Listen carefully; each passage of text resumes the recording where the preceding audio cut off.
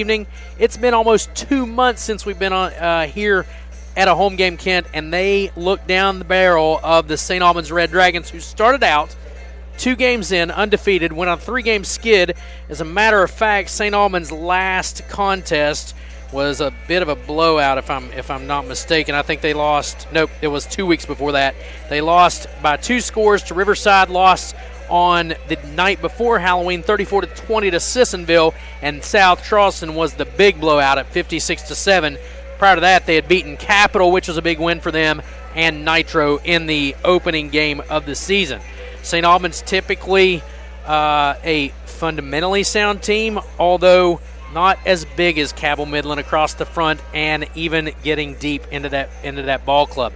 I won't say that it's not been it's been easy for Cabell Midland, but certainly this game has been one that Midland has looked forward to on their schedule because the outcome over the past several years has been what it is. I think this game takes on a different type of emphasis for these Cabell Midland football players. You used to be able to depend on a football schedule to know each week where you were headed, whether you were home or away, to know when your last time may be to walk on your home field.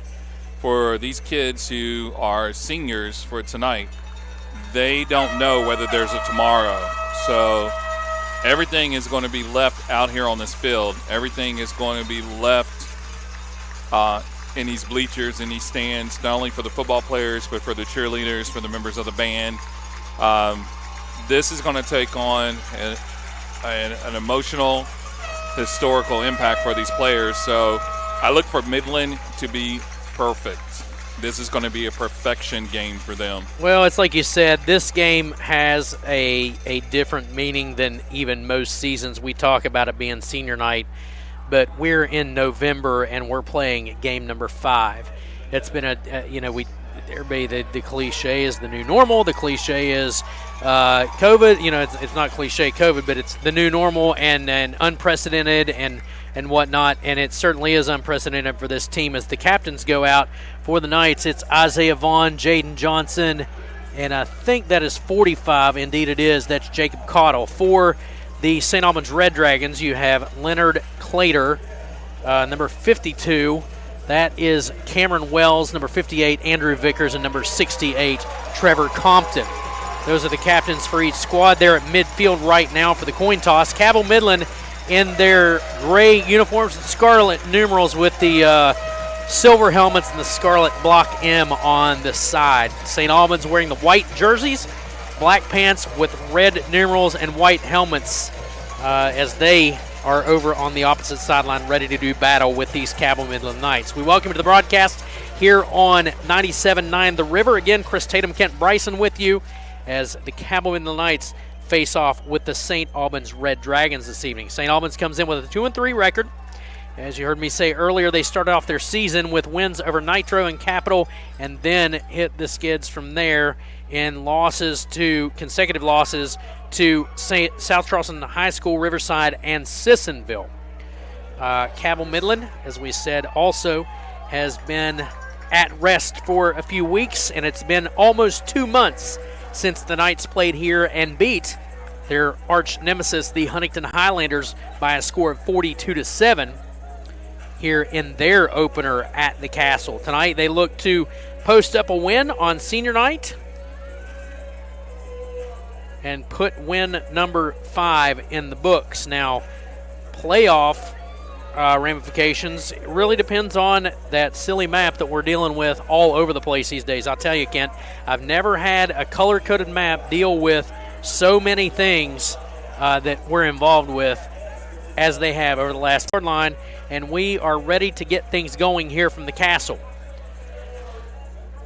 And returning for Midland, it looks like it is number 1, Isaiah Vaughn, and number 2, Baden Gillespie. Here comes the approach from St. Albans. The kick is going to go to Gillespie over at the 8-yard line, and he falls.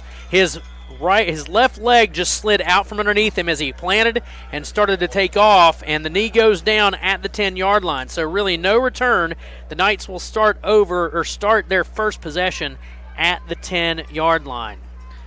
So Cabell Midland offense will make their way out on the field as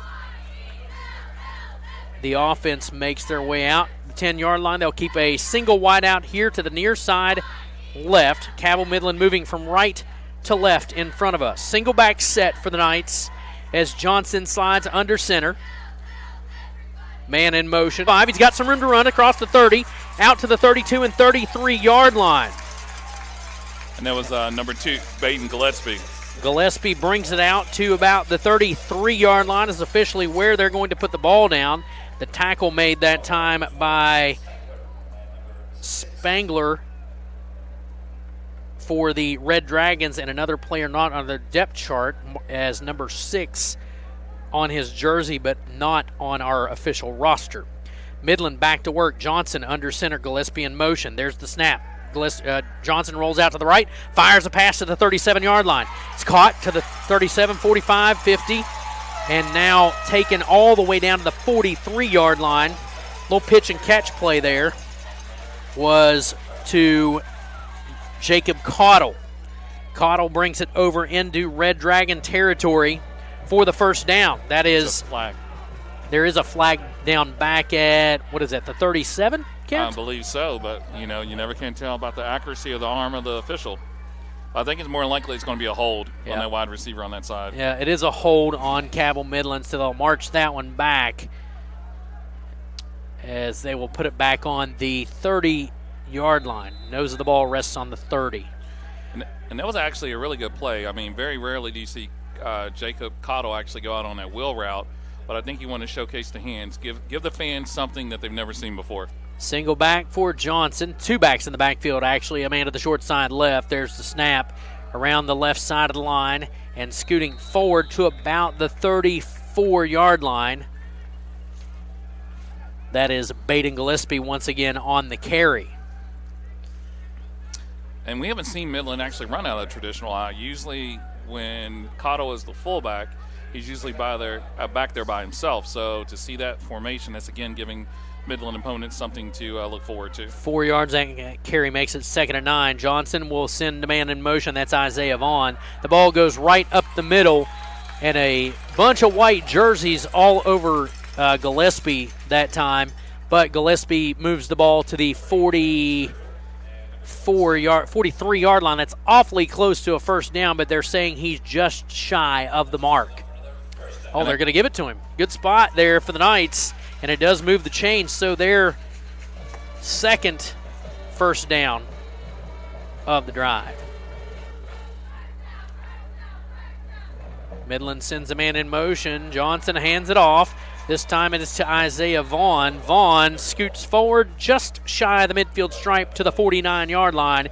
It'll be 2nd and 5.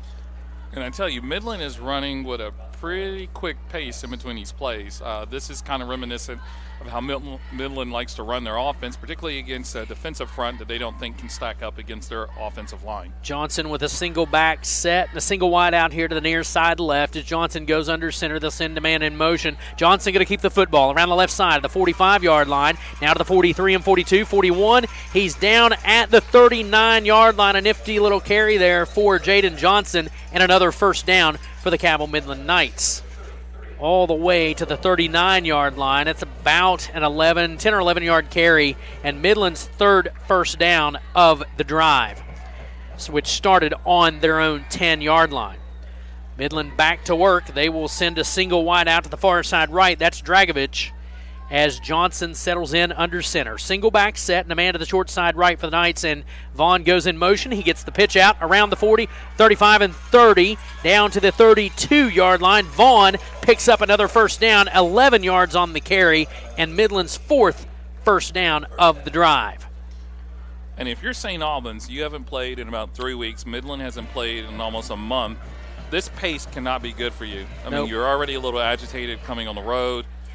You're already pretty amped up. You know you're going against an opponent that's going to be pretty incredible, and then to have this situation happen to you, this is not the way you want to start the game. Dragovich, the lone wideout, as Johnson settles in under center. 2 backs in the backfield for the Knights. There's the snap. Rolling out, now coming back towards the left side. Little pitch and catch there to the 25-yard line. Midland heads for the end zone. That is a touchdown for Baden Gillespie. Gillespie with a 28-yard pass reception to put Cabell Midland on the board. As I told you, Chris, perfection. Well, that drive was absolutely flawless. And Jaden Johnson found Baden Gillespie, and Gillespie gets into the end zone. And now for the extra point try. It is up, it is in, and it is good. With 8:30 left in the first quarter, it is Cabell Midland 7 and St. Albans 0. We will step away and come back with more right here on 97.9 The River.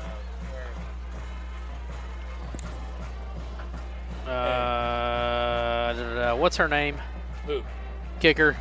Charles. An injury at any age can be a game changer, but with walk-in clinics Monday through Saturday, the Marshall Sports Medicine Institute is ready to get you off the bench and back in the game. Marshall Sports Medicine Institute takes care of the herd. Let us take care of you. Hey, this is Luke Samons, Cabell Midland football coach. Our kids are awesome. Let's go! Football and athletics give kids an opportunity to be a part of something bigger than themselves and to proudly represent their communities. Our kids work hard all year to be successful on this field and in the classroom, and they serve as positive examples for all students. Cabell County Schools, be awesome.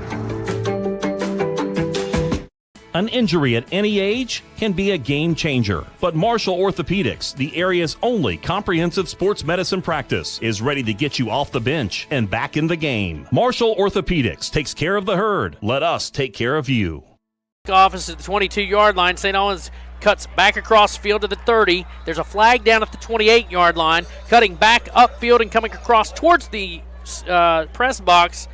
The St. Albans return man comes out to the 49-yard line, and it looks like Kent Bryson's saying it's a hold back at the 28 where we called that flag as this play developed. St. Albans had a nice return out to midfield, but this one looks like it's going to go back by virtue of the hold that I think Kent was able to point out there. 8:13 is left in this first quarter, and Cabell Midland leads it 7-0.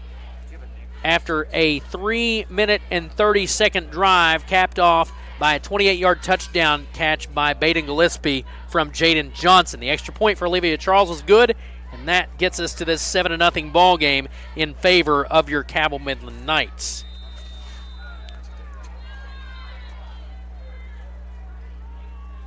So back to work, or our first look actually, at this St. Albans offense,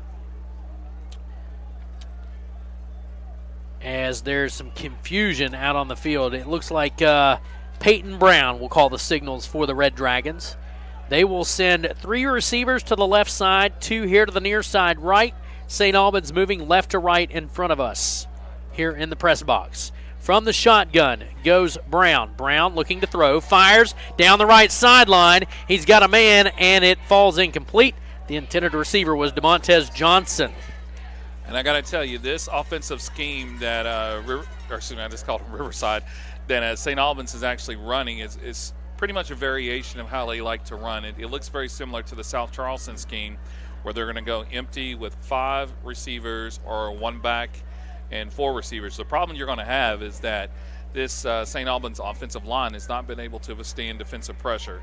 So as long as Midland can maintain a little bit of coverage, I really believe that the Midland defensive line pressure is going to force him to throw short and fast. Brown from the gun once again. 3 wideouts to the left side, 2 here to the near side right. Flags fly all over the place, and it is a false start on the Red Dragons. That'll back him up 5.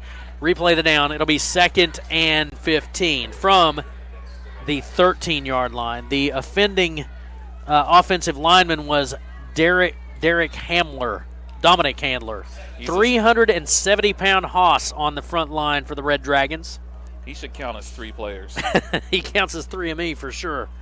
Back to work for this St. Albans offense. He is a big boy. In the shotgun once again is Peyton Brown. Brown with 3 receivers left. They'll send a man in motion from the right side. There's the snap, handoff, and flags fly once again, and another false start on the Red Dragons.